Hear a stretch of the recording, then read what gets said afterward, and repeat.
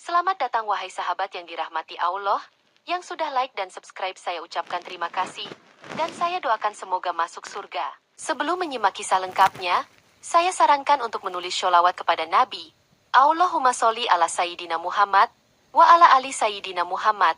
Semoga sholawat kita menjadi penolong kita kelak di padang mahsyar. Setelah menempuh perjalanan panjang dari Jawa Timur menuju Riyadh dengan pesawat milik maskapai Timur Tengah, Hanifah yang adalah seorang tenaga kerja wanita asal Indonesia, akhirnya tiba di halaman luar istana keluarga Al-Faris, seorang pengusaha minyak berkedudukan tinggi, di mana terlihat banyak pelayan lain yang sibuk dengan tugas masing-masing. Ketika pintu gerbang besar yang berukir kaligrafi terbuka, pengawas rumah tangga menyerahkan daftar tugas harian kepada Hanifah, mencakup membersihkan ruangan tertentu, menyetrika pakaian majikan, dan merapikan dapur, sementara para pelayan senior mengamati dari jauh tanpa banyak berbicara. Pada hari pertama bekerja, Hanifah melihat betapa megahnya interior istana yang penuh lampu gantung kristal dan lukisan-lukisan kaligrafi, di mana aroma gaharu memenuhi lorong-lorong panjang, dan suara langkah para tamu kaya terdengar bergema. Menjelang sore, saat Hanifah tengah menyeka lantai marmer di dekat ruang tamu utama, ia mendengar Tuan Khalid, sang majikan, berbincang dengan para tamu asing tentang proyek pengeboran minyak baru. Suara mereka tegas dan penuh wibawa. Di sudut lain, istri Tuan Khalid, mengenakan abaya hitam dengan motif emas, memerhatikan Hanifah dengan tatapan curiga, meskipun tak ada sepatah kata pun yang dilontarkan kepadanya. Menjelang senja, Hanifah diperintahkan memasak nasi buhori di dapur belakang, dan ia melakukannya sesuai arahan kepala juru masak, menakar bumbu dengan hati-hati agar cita rasa tetap orisinal. Malam harinya, saat para anggota keluarga Al-Faris sibuk dengan urusan masing-masing, Hanifah mengemasi pakaian sang istri majikan dan menggantungkannya di lemari besar bercermin ganda, memastikan tidak ada kerut yang tertinggal. Setelah menempuh perjalanan panjang dari Jawa Timur menuju Riyadh dengan pesawat milik maskapai Timur Tengah, Hanifah yang adalah seorang tenaga kerja wanita asal Indonesia, akhirnya tiba di halaman luar istana keluarga Al-Faris, seorang pengusaha minyak berkedudukan tinggi, di mana terlihat banyak pelayan lain yang sibuk dengan tugas masing-masing. Ketika pintu gerbang besar yang berukir kaligrafi terbuka, pengawas rumah tangga menyerahkan daftar tugas harian kepada Hanifah, mencakup membersihkan ruangan tertentu, menyetrika pakaian majikan, dan merapikan dapur, sementara para pelayan senior mengamati dari jauh tanpa banyak berbicara.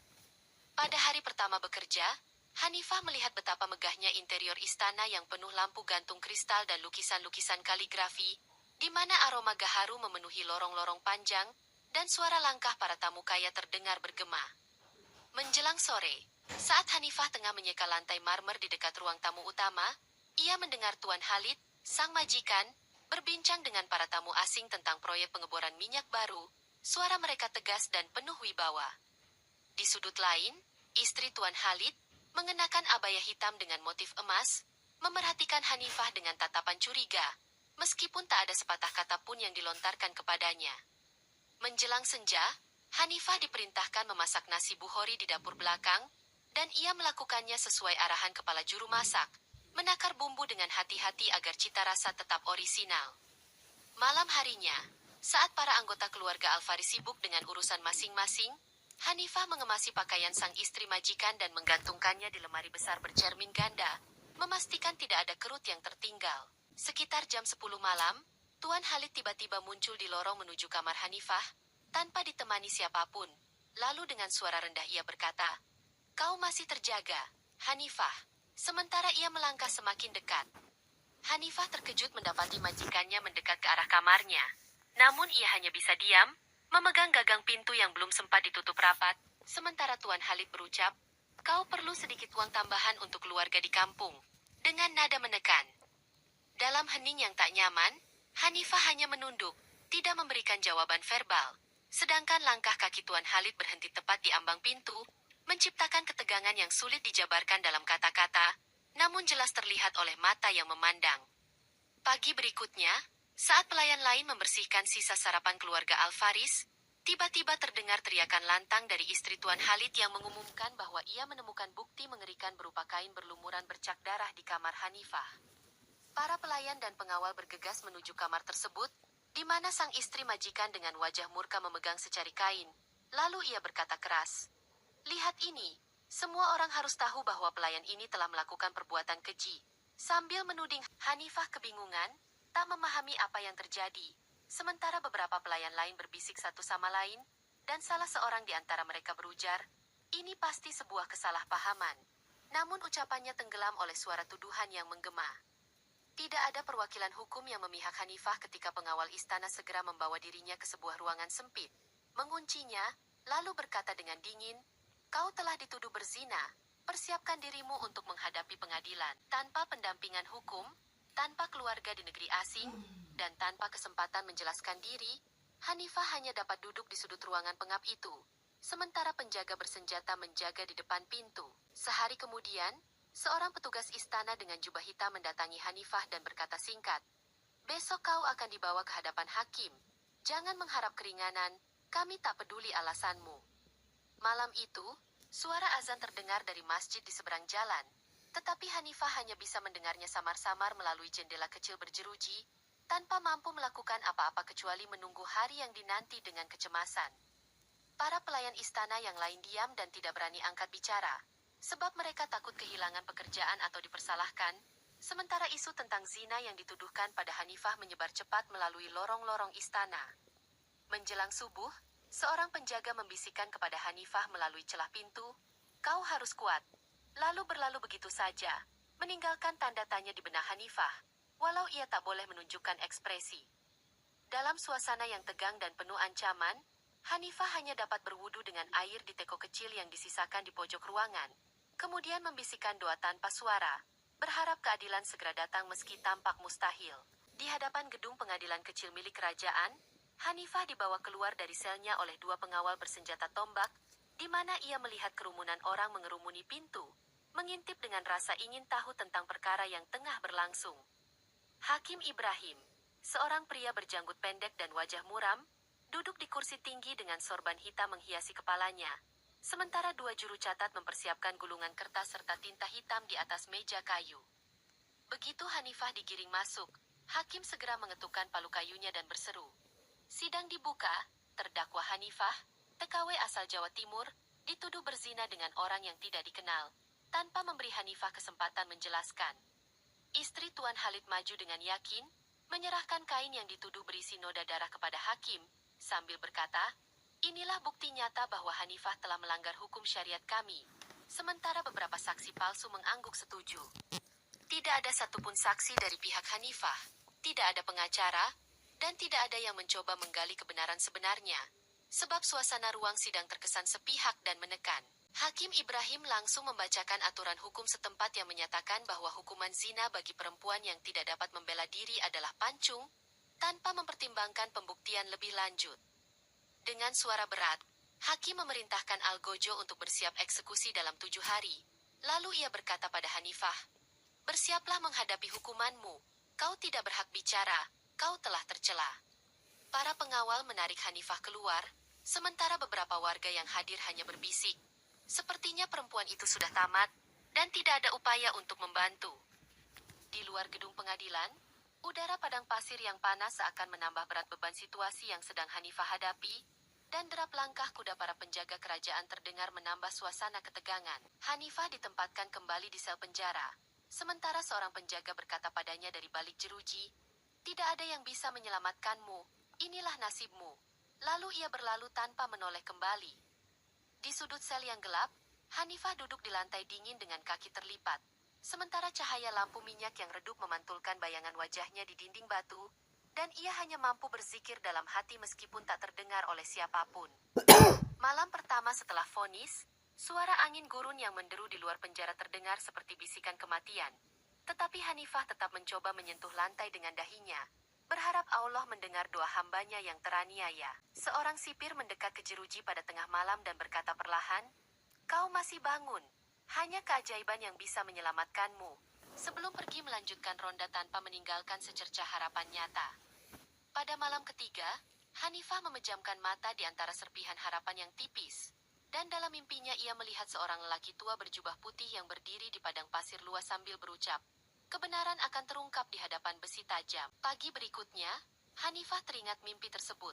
Meskipun ia tak dapat mengartikannya secara bebas, tetapi ia merasa mimpi itu menyiratkan sesuatu yang besar akan terjadi. walau ia tidak diperbolehkan berbicara tentang hal tersebut. Di luar sel, para penjaga terus melakukan patroli, memastikan tidak ada percobaan pelarian, sementara langit di atas istana tetap bersinar terang, seakan tak peduli pada nasib seorang pelayan tak berdaya. Menjelang subuh, azan terdengar lagi dari masjid di luar penjara, dan meskipun Hanifah tidak dapat melihat masjid tersebut, ia dapat merasakan getaran suara azan yang mengingatkan pada kampung halamannya jauh di timur. Sehari sebelum eksekusi, seorang sipir memberitahu Hanifah bahwa persiapan tempat eksekusi sudah hampir selesai, dan penonton dari berbagai negara akan hadir menyaksikan hukuman yang dianggap adil oleh penguasa setempat. Esok kau akan dibawa ke lapangan terbuka, kata sipir dengan nada datar. Tidak ada pembelaan, tidak ada pengampunan, hanya tebasan pedang yang akan mengakhiri segalanya. Lalu ia pergi menutup pintu. Hanifah hanya bisa menyentuh lantai batu sel itu sekali lagi, mengucap zikir tanpa suara, menghadap tembok yang bisu, mempersiapkan diri dengan sisa kekuatan yang dimilikinya, tanpa seseorang yang membelanya. Pagi yang terik membakar lapangan terbuka di Riyadh, ribuan penonton berkumpul membentuk lingkaran luas di sekitar sebuah panggung kayu. Sementara para penjaga bersenjata tombak berbaris rapi untuk mengamankan pergelaran eksekusi. Hanifah digiring menuju panggung dengan kedua tangan terikat. Langkahnya pelan dan berat. Sementara seorang algojo berbadan tegap dengan pedang besar yang mengilap berdiri di tengah panggung, mengenakan jubah gelap tanpa ekspresi. Seorang penjaga mengumumkan dengan suara lantang, "Inilah Hanifah, TKW asal Indonesia, yang dituduh berzina, dan hari ini hukuman pancung akan dilaksanakan." Membuat sorak-sorai sekaligus bisikan ngeri bergema.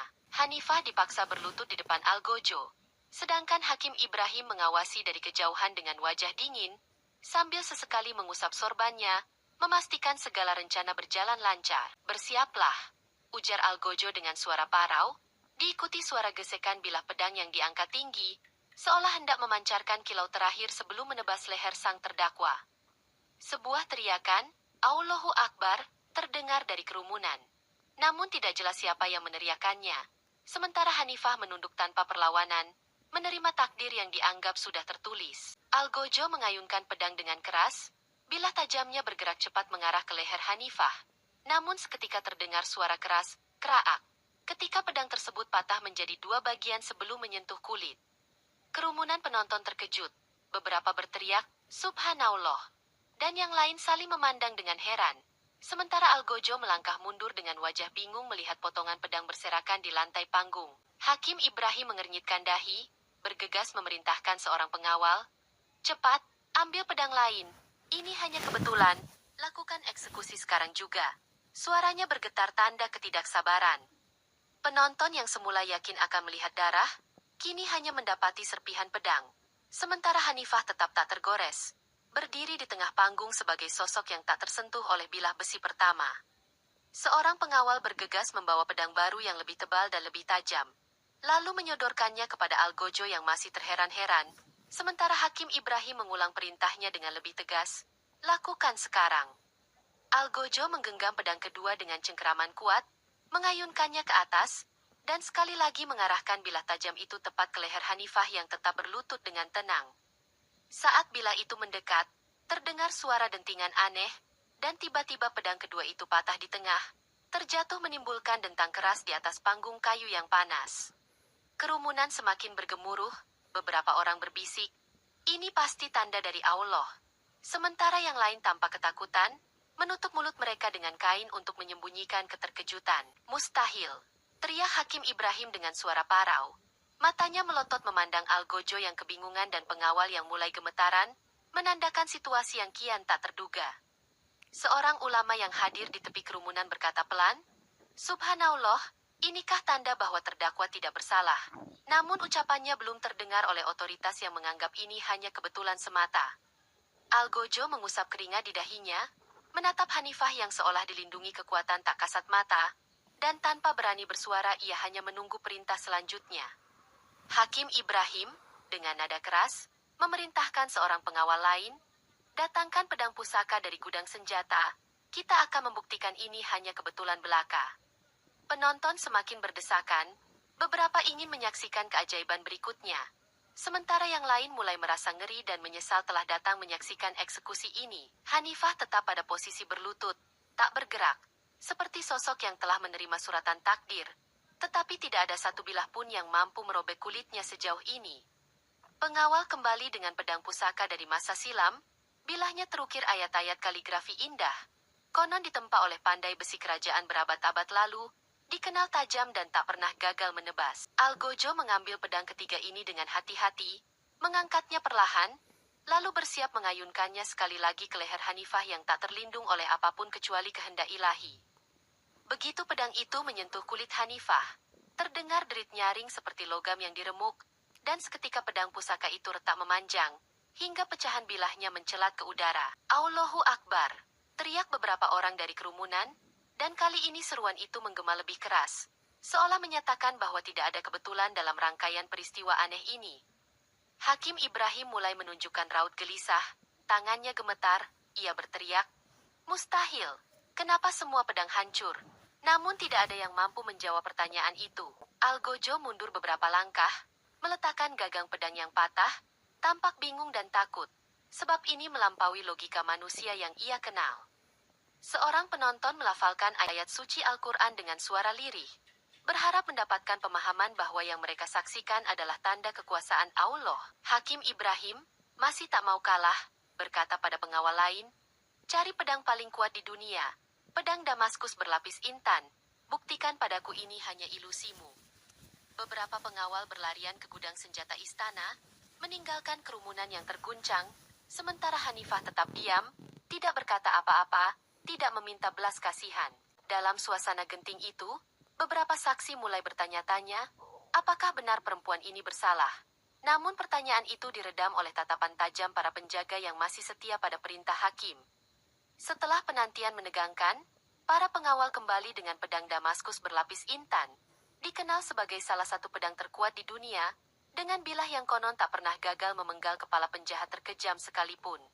Ih, keluarin semuanya. Ya, gimana mau liburan? Harga hotel murah. Ini yang ku cari. Diskon Horpet Happy. Liburan jauh lebih murah se-Indonesia. Algojo mengangkat pedang Damaskus yang berat itu dengan kedua tangan, terlihat kesulitan namun ia berusaha tegak.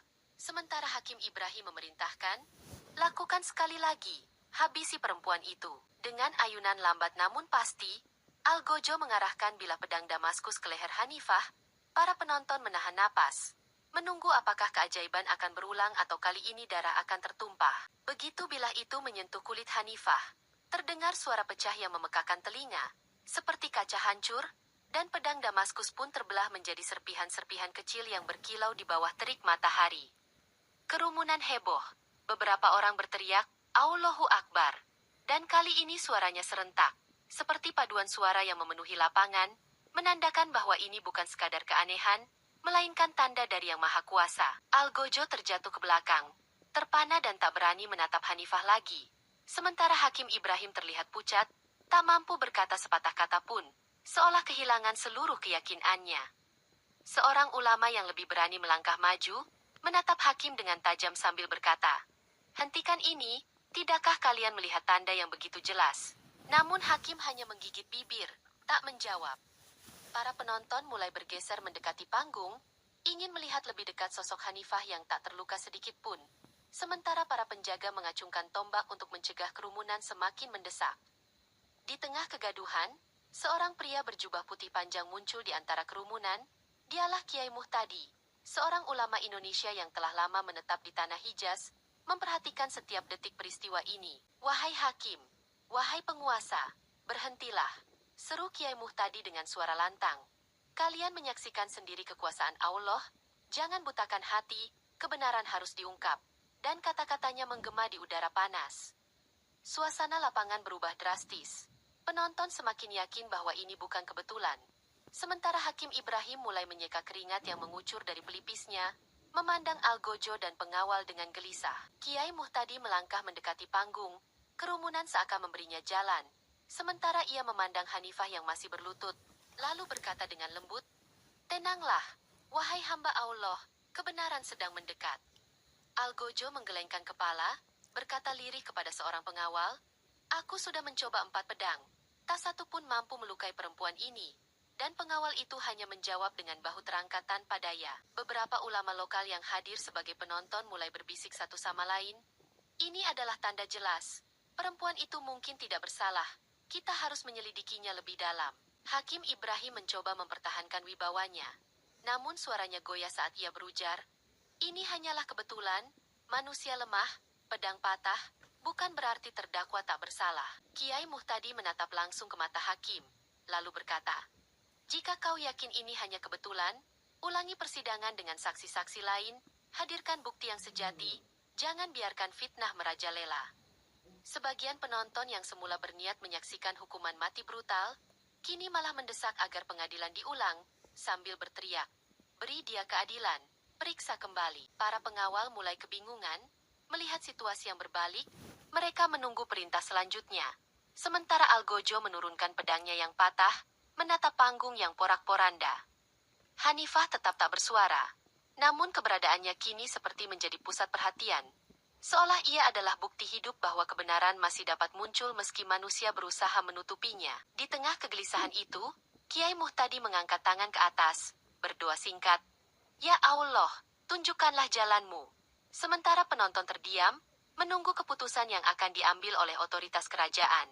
Otoritas kerajaan yang awalnya keras kepala mulai goyah oleh desakan ulama dan kegaduhan rakyat, sehingga seorang pejabat tinggi berkata lantang, "Baiklah, kita akan meninjau ulang perkara ini, meski nadanya bergetar."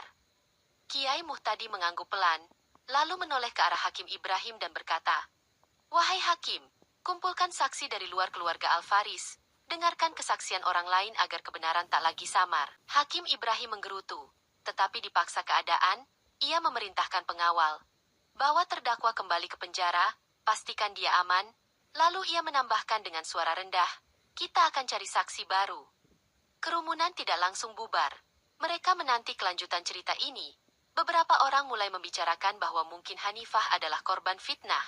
Sementara yang lain mengklaim ini adalah karomah dari Allah. Algojo menuruni panggung dengan langkah berat, menyesali pedang-pedang yang hancur, sementara ia berbisik pada dirinya sendiri, "Aku tak pernah melihat hal seperti ini seumur hidupku."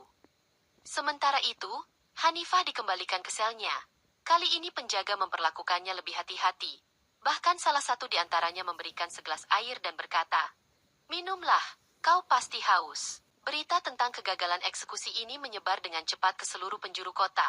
Beberapa pedagang pasar membahasnya sambil menimbang rempah, dan para musafir di penginapan memandang langit sambil berucap, "Keajaiban terjadi di negeri ini." Kiai Muhtadi mendekati beberapa ulama lokal, berbincang singkat, "Kita harus membantu mencari saksi yang jujur, jangan biarkan kezoliman menang." Dan para ulama itu mengangguk setuju. Hakim Ibrahim memasuki ruang kerjanya, meremas jubahnya, memikirkan cara untuk menyelamatkan diri dari aib ini.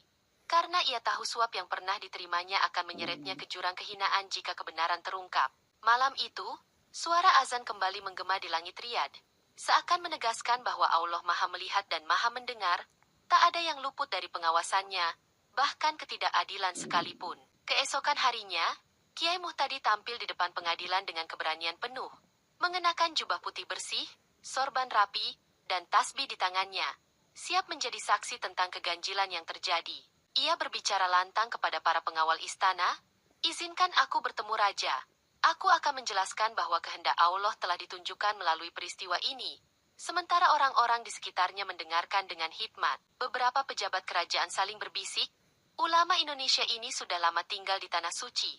Ia dikenal sebagai orang soleh. Mungkin kata-katanya dapat diterima oleh raja." Dan mereka pun mengantar Kiai menuju istana. Di dalam ruang pertemuan istana, Kiai Muhtadi dihadapkan pada seorang pejabat tinggi yang mewakili raja. Lalu ia memaparkan dengan tenang, 4 pedang telah patah, termasuk pedang Damaskus yang terkenal kuat. Ini bukan sekadar kebetulan." Pejabat itu mengernyit, mencoba memahami maksud ucapan sang Kiai. Sementara pengawal lain hanya berdiri tegap, tidak berani mengucap sepatah kata pun. "Jika Hanifah benar-benar bersalah, mengapa Allah menghalangi pedang-pedang itu?" tanya Kiai Muhtadi. "Mengapa tidak ada setetes darah pun yang tertumpah?" Dan pertanyaan itu menggema di ruangan hening. Pejabat itu akhirnya berkata pelan, "Kami akan menyampaikan hal ini kepada Raja. Mungkin sudah saatnya kita memanggil saksi-saksi lain, mencari kebenaran yang selama ini tertutupi." Kiai Muhtadi mengangguk. Benar, datangkan saksi dari luar keluarga Alvaris, biarkan mereka yang tahu kejadian sebenarnya berbicara, ujarnya dengan nada tegas, menginginkan keadilan ditegakkan. Pejabat itu akhirnya memerintahkan pengawal, cari saksi-saksi yang jujur, periksa setiap sudut istana, jangan biarkan perbuatan tercela berlindung di balik kebesaran nama keluarga kaya. Dengan demikian, langkah awal untuk menyingkap kebenaran telah dimulai. Sementara di luar istana, beberapa penduduk berdoa di masjid, memohon agar Allah menampakkan kebenaran seutuhnya. Proses pencarian saksi dimulai.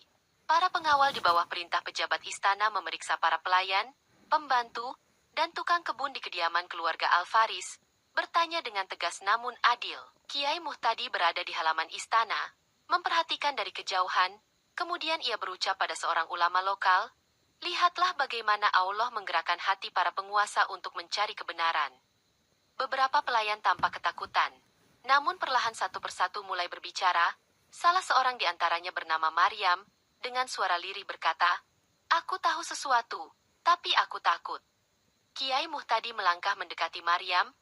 "Jangan takut, wahai saudariku, katakan yang sebenarnya, Allah bersama orang-orang yang berkata benar." Ucapnya lembut, menenangkan hati sang saksi. Maryam akhirnya mengaku bahwa istri Tuan Halidlah yang membayar saksi palsu, menyiapkan kain bercak darah palsu, dan mengancam para pelayan agar tidak membongkar rencana busuknya. "Aku melihat dia menyembunyikan perhiasan emas di dalam bantal, lalu membagikannya diam-diam kepada para pelayan agar mereka diam," ungkap Maryam, yang kini gemetar namun terus berbicara.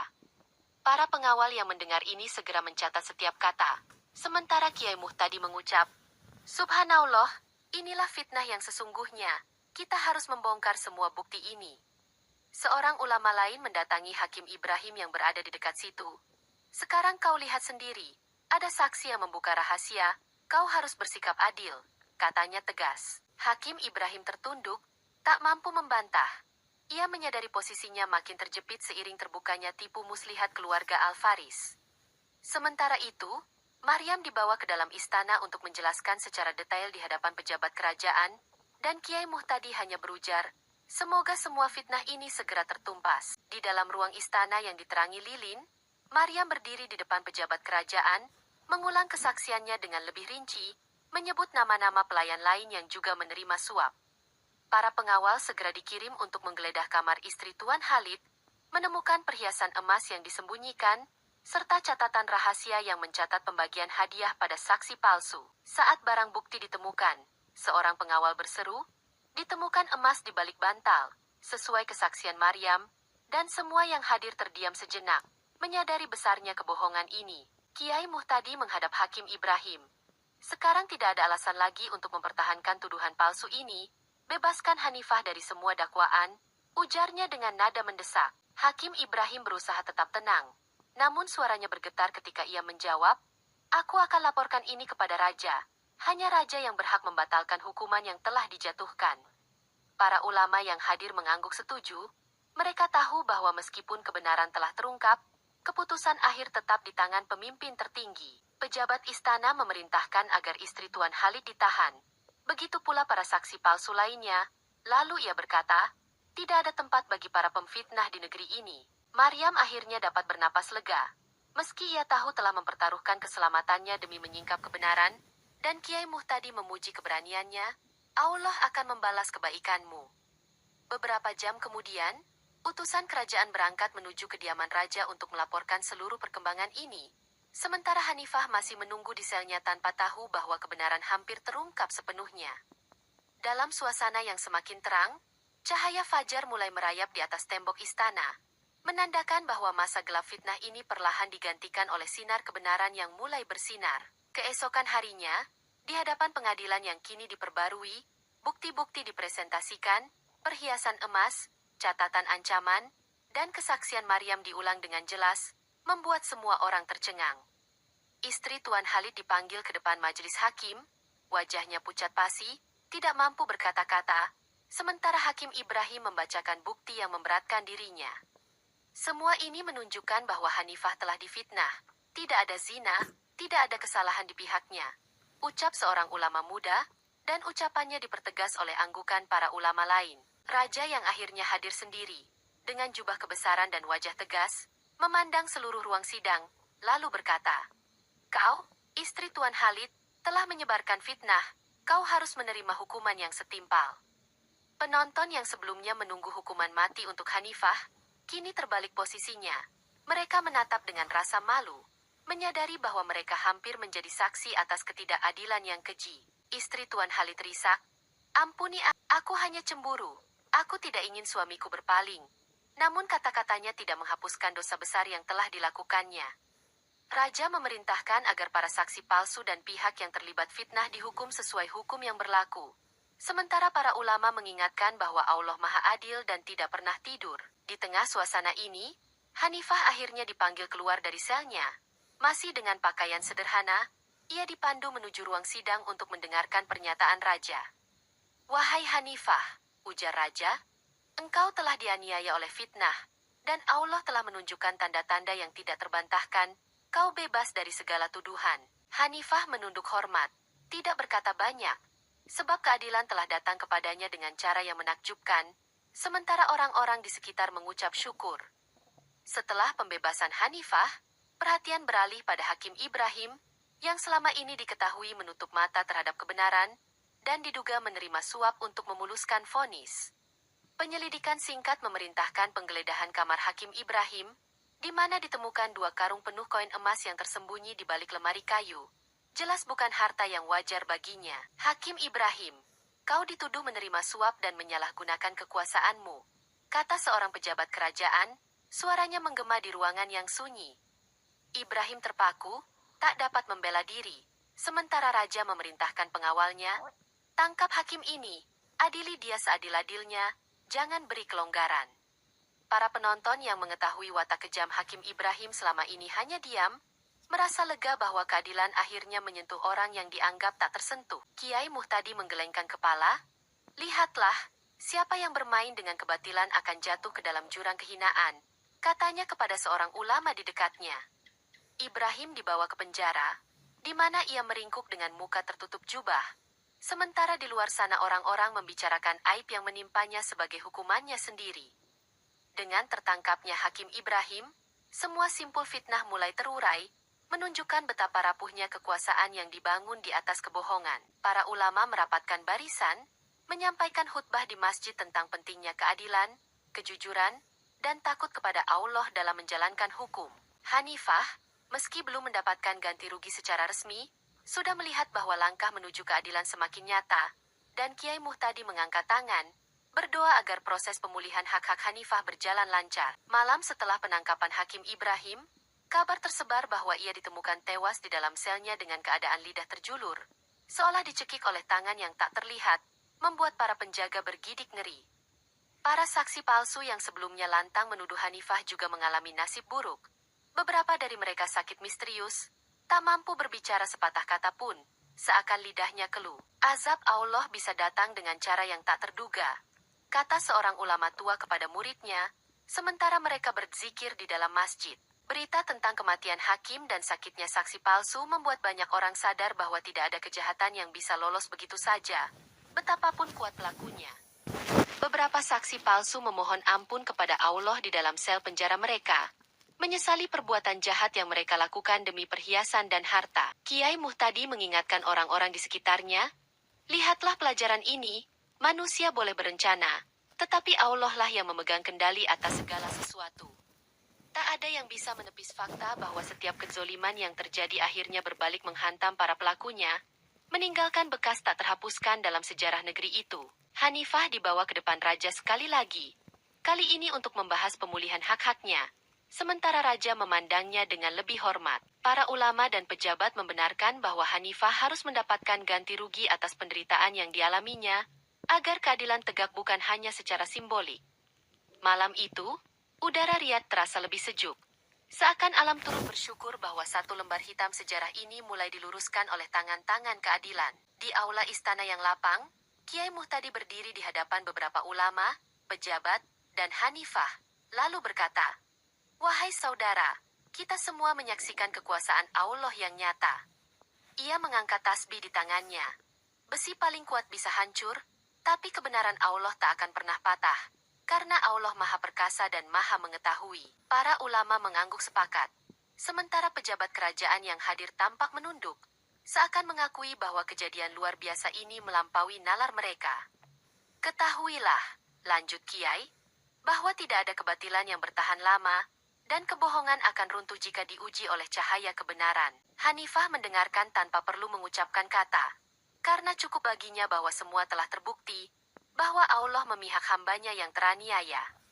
Beberapa pelayan istana yang dulunya takut kini melihat Hanifah sebagai sosok yang dilindungi takdir, sehingga mereka menjadikannya contoh bahwa orang kecil pun dapat dibela oleh ilahi. Pejabat istana mengumumkan bahwa keputusan raja selanjutnya akan menentukan masa depan Hanifah, termasuk kompensasi yang pantas ia terima. Kiai Muhtadi mengangguk. Semoga keadilan ini menjadi pelajaran bagi kita semua, untuk selalu berhati-hati dalam menjatuhkan hukuman, dan selalu ingat bahwa Allah menyaksikan setiap perbuatan. Para ulama membagikan kisah ini kepada jamaah di masjid-masjid, agar semua orang mengerti bahwa manusia seharusnya takut pada dosa dan menjaga lisan dari fitnah. Di akhir pertemuan, Kiai Muhtadi berdoa bersama, meminta agar kebaikan senantiasa menyinari negeri ini, dan keadilan tetap berdiri teguh di muka bumi. Hari yang dinanti tiba, Raja mengeluarkan pernyataan resmi di hadapan para penasihat, ulama, dan rakyat yang hadir di halaman istana, mengumumkan bahwa Hanifah dibebaskan tanpa syarat. Dengarlah, wahai rakyat, seru Raja, Hanifah telah difitnah. Allah telah menunjukkan tandanya dengan mematahkan pedang-pedang, dan kini aku menyatakan ia bebas dari segala tuduhan. Hanifah dihadirkan di depan kerumunan, penjaga istana kini bersikap hormat, sementara para penonton bertepuk tangan, menyadari bahwa keadilan akhirnya ditegakkan. Sebagai wujud permohonan maaf kerajaan, lanjut Raja, kami akan memberikan kompensasi sebesar 5 miliar rupiah kepada Hanifah, agar ia dapat melanjutkan hidupnya dengan lebih baik. Kerumunan bersorak kagum, tidak menyangka bahwa Hanifah tidak hanya lolos dari hukuman mati, tetapi juga menerima ganti rugi yang besar. Hanifah menerima keputusan itu dengan diam, tetapi jelas baginya bahwa keadilan ilahi telah tiba. Tidak perlu lagi kata-kata, cukup baginya bersyukur dalam hati. Kiai Muhtadi tersenyum di belakang kerumunan, berucap kepada seorang ulama di sampingnya. Lihatlah, kebenaran telah berbicara lebih lantang dari pedang paling tajam. Para ulama lain mengucap, Alhamdulillah, menghargai keadilan yang akhirnya muncul, dan bersiap menyebarkan kisah ini agar menjadi pelajaran berharga. Hanifah diberi kebebasan untuk meninggalkan Arab Saudi dengan terhormat, tanpa halangan apapun. Para penjaga bahkan menawarkan pengawalan jika dibutuhkan. Di langit Riyadh, awan-awan putih berarak tenang, seolah menyaksikan keagungan skenario ilahi yang tak tersusun oleh tangan manusia, mengakhiri masa kelam Hanifah dengan cahaya kemenangan. Setelah semua urusan di Riyadh selesai, Hanifah dipersilakan naik pesawat menuju tanah air, disambut awak kabin yang ramah, sementara kopernya berisi harapan baru dan kompensasi yang telah diberikan. Perjalanan pulang berlangsung lancar. Pesawat mendarat di Bandara Juanda, Jawa Timur, di mana kerabat dan tetangga Hanifah telah menunggu dengan penuh harap dan rasa kagum. Alhamdulillah kau selamat anakku, ujar ibunya yang telah menanti di pintu kedatangan, memeluk Hanifah tanpa banyak kata, sementara sanak keluarga menitikan air mata bahagia. Tetangga Hanifah berkumpul di rumahnya. Beberapa mengucap takbir, yang lain mengucap syukur. Semua menyadari bahwa Hanifah adalah contoh bahwa Allah melindungi hambanya yang dianiaya. Hanifah membagikan sebagian kompensasi yang didapatnya untuk membangun sumur bor di kampungnya, agar masyarakat dapat menikmati air bersih tanpa kesulitan. Sebuah tanda syukur yang diwujudkan secara nyata. Kiai di kampungnya, yang mendengar kisah tersebut dari berita yang menyebar, berkata, Allah tidak pernah tidur. Setiap ketidakadilan pada akhirnya akan ditampakkan. Ibu-ibu di desa berkumpul, mengaji bersama, membahas keajaiban yang menimpa Hanifah, sementara anak-anak bertanya polos, bagaimana pedang bisa patah? Para bapak di desa mengangguk setuju, mengatakan, inilah pelajaran, jangan mudah percaya fitnah, dan jangan menilai seseorang tanpa bukti yang jelas. Hanifah sendiri menjalani hari-hari barunya dengan tenang, bekerja membantu keluarganya, tidak perlu lagi merantau jauh, sebab rezeki telah Allah limpahkan padanya di tanah sendiri. Dalam cahaya senja di kampung Jawa Timur itu, Hanifah duduk di teras rumah, memandang sawah yang menghijau, menyadari bahwa perjalanan hidupnya telah menjadi hikmah bagi banyak orang. Kabar tentang Hanifah yang lolos dari hukuman pancung berkat keajaiban ilahi menyebar hingga ke pelosok negeri, diceritakan oleh jamaah haji yang baru pulang, oleh para ulama yang berdakwah, dan oleh para musafir yang singgah di warung kopi. Banyak orang mengerti bahwa dalam kasus ini, fitnah tidak akan bertahan lama, dan keadilan Allah akan menyeruak meskipun seluruh kekuatan dunia mencoba menutupinya. Para santri di pesantren membahas kisah Hanifah sebagai contoh nyata tentang kuasa Allah, sementara kiai mereka berpesan, belajarlah jujur, hindari fitnah, dan jangan takut menyuarakan kebenaran. Di masjid-masjid, khatib menjadikan kisah Hanifah sebagai ibrah, menunjukkan bahwa jika Allah berkehendak, pedang terkuat sekalipun bisa hancur menjadi serpihan. Hanifah dikenal sebagai simbol bahwa Allah membela hambanya yang teraniaya.